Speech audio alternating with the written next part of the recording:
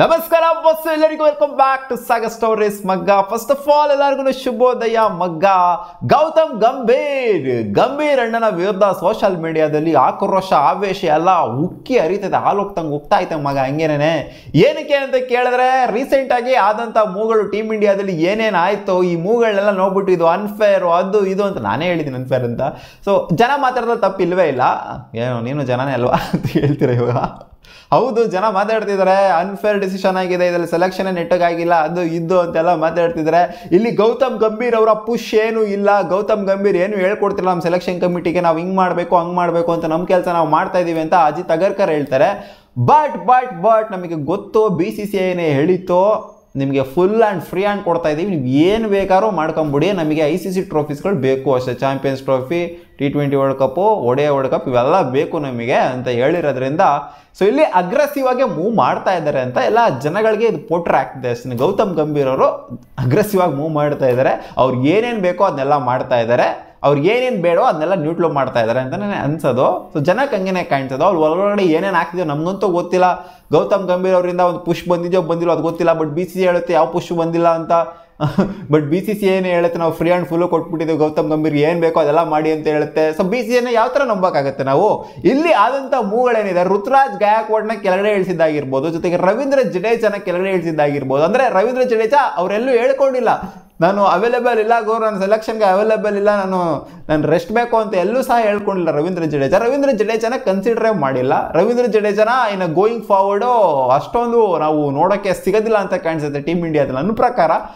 ಯಾಕಂದರೆ ಇವಾಗ recent ಆಗಾದಂಥ move ಅದೇ ಥರನೇ ಇದೆ. ಜೊತೆಗೆ ಋತುರಾಜ್ ಗಾಯಕ್ವಾಡ್ನ ನ್ಯೂಟ್ಲು ಮಾಡಿದ್ದಾಗಿರ್ಬೋದು, ಚೆನ್ನಾಗಿ ಪರ್ಫಾರ್ಮ್ ಮಾಡು ಸಹ ಜಿಂಬಾಬ್ವೆ ಸೀರೀಸಲ್ಲಿ. ಯಾಕಂದರೆ ಜಿಂಬಾಬ್ವೆ ಸೀರೀಸಲ್ಲಿ ಇವ್ರನ್ನ ಕೋಚ್ ಆಗಿರಲಿಲ್ಲ, ಈ ಸೀರೀಸ್ಗೆ ಇವ್ರು ಕೋಚ್ ಆಗಿರೋದು. ಸೊ ಅದರಿಂದ ಒಂದು ಹೆವಿ ಮೂವ್, ಇದೊಂದು IPL ಸೆಂಟ್ರಿಕ್ ಆಗ್ತಿದೆ ಅಂತ ಜನಗಳ ಒಂದು ಪ್ರಿಡಿಕ್ಷನ್ನು, ಜನಗಳ ಒಂದು ಅನಾಲಿಸಿಸು.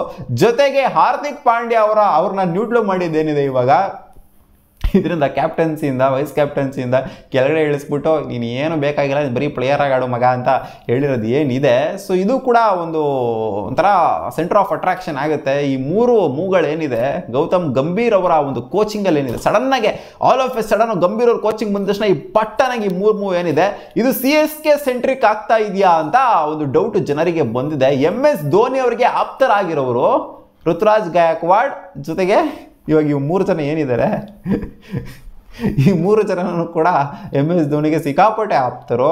ಹಾರ್ದಿಕ್ ಪಾಂಡ್ಯನ ತಗೊಳ್ಳಿ, ಸಿಕ್ಕಾಪಟ್ಟೆ ಕ್ಲೋಸ್. ಹಾರ್ದಿಕ್ ಪಾಂಡ್ಯ ಸುಮಾರು ಸಲ ಹೇಳಿದ್ದಾರೆ, ನಾನು ರೆಸ್ಪೆಕ್ಟ್ ಯಾರಿಗೆ ಕೊಡ್ತೀನಿ ಕ್ರಿಕೆಟಲ್ಲಿ ಫಸ್ಟು MS ಧೋನಿಗೆ ಅಂತಲೇ ಹೇಳ್ಬಿಟ್ಟಿದ್ದಾರೆ. ಜೊತೆಗೆ ಗೊತ್ತಿರೋದೆ ನಿಮಗೆ ಯಾವ ಥರ ರೆಸ್ಪೆಕ್ಟ್ನ ಕೊಡ್ತಾರೆ ಅಂತ ರವೀಂದ್ರ ಜಡೇಜಾ ಅವರು MS ಧೋನಿ ಅವರಿಗೆ. ಅವರೆಲ್ಲ ಒಂಥರ ದೇವ್ರ ಥರನೇ ನೋಡ್ತಾರೆ.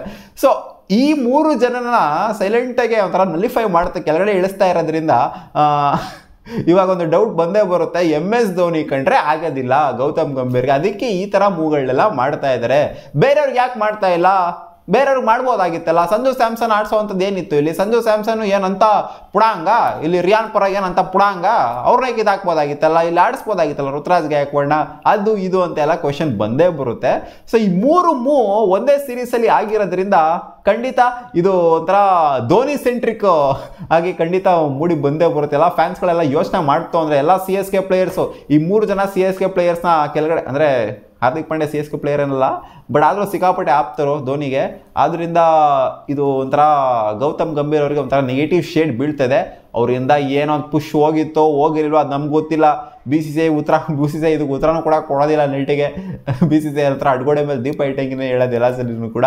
ಸೊ ಇದು ಜನಗಳಿಗೆ ಅರ್ಥ ಆಗುತ್ತೆ ಅಷ್ಟೇ, ಎಲ್ಲಿಂದ ಹೋಗಿದೆ ಪುಷು. ಒಂದೇ ಸೀರೀಸಲ್ಲಿ ಈ ಥರ ಒಂದು ಮೂವ್ ಆಯಿತು ಅಂದರೆ ಚೆನ್ನಾಗಿ ಆಡಿರೋ ಪ್ಲೇಯರ್ಗಳನ್ನ ಕೂಡ ಕೆಳಗಡೆ ಇಳಿಸಿದ್ದಾರೆ ಅಂತ Ruturaj Gaikwad for example, for that matter. ಆಮೇಲೆ ವೈಸ್ ಕ್ಯಾಪ್ಟನ್ ಆಗಿದ್ದಂಥ ಹಾರ್ದಿಕ್ ಪಾಂಡ್ಯನೂ ಕೂಡ ಕೆಳಗಡೆ ಇಳಿಸಿದ್ದಾರೆ ಅಂತಂದರೆ, T20 ವರ್ಲ್ಡ್ ಕಪ್ನ ಗೆಲ್ಸ್ತಂತ ವೈಸ್ ಕ್ಯಾಪ್ಟನ್ ಅಲ್ಲ ಆದಂಥ ಹಾರ್ದಿಕ್ ಪಾಂಡ್ಯನ ಇಳಿಸಿದ್ದಾರೆ ಅಂತಂದರೆ, ಸೊ ಇದು ಏನೋ ಒಂದು ಪುಷ್ ಬಂದಿದೆ ಅಂತಲೇ ನಮಗೆ ಕರೆಕ್ಟಾಗಿ ಒಂಥರ ಗೊತ್ತಾಗುತ್ತೆ, ಎವಿಡೆಂಟಾಗಿ ಕಾಣಿಸುತ್ತಿದ್ದು. ಸೊ ಆ ಪುಷ್ ನನ್ನ ಪ್ರಕಾರ ಗೌತಮ್ ಗಂಭೀರ್ ಅವರಿಂದನೇ ಬಂದಿರುತ್ತೆ.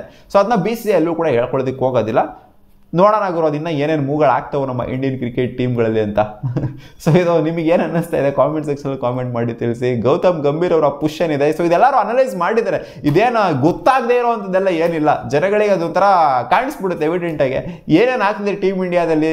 ಹೊಸ ಕೋಚ್ ಬರ್ತಾ ಇದ್ದಂಗೆ ಏನೇನು ಮೂಗಳಾಗ್ತಾ ಇದೆ ಇಲ್ಲಿ ಅಂತ ಖಂಡಿತ ಇದು ಎಲ್ಲರಿಗೂ ಗೊತ್ತಾಗೇ ಆಗುತ್ತೆ. ಹೈಡ್ ಮಾಡೋವಂಥದ್ದೆಲ್ಲ ಏನೂ ಇಲ್ಲ ಇದರಲ್ಲಿ. ಸೊ ನಿಮ್ಗೇನು ಅನ್ನಿಸ್ತಾ ಇದೆ? ಧೋನಿ ಸೆಂಟ್ರಿಕ್ ಆಗಿ ಹೋಗ್ತಾ ಇದೆಯಲ್ಲ ಇದು? ಕಾಮೆಂಟ್ ಸೆಕ್ಷನಲ್ಲಿ ಹಾಕಿ. ಸಿಗೋಣ, ಬಬಾ.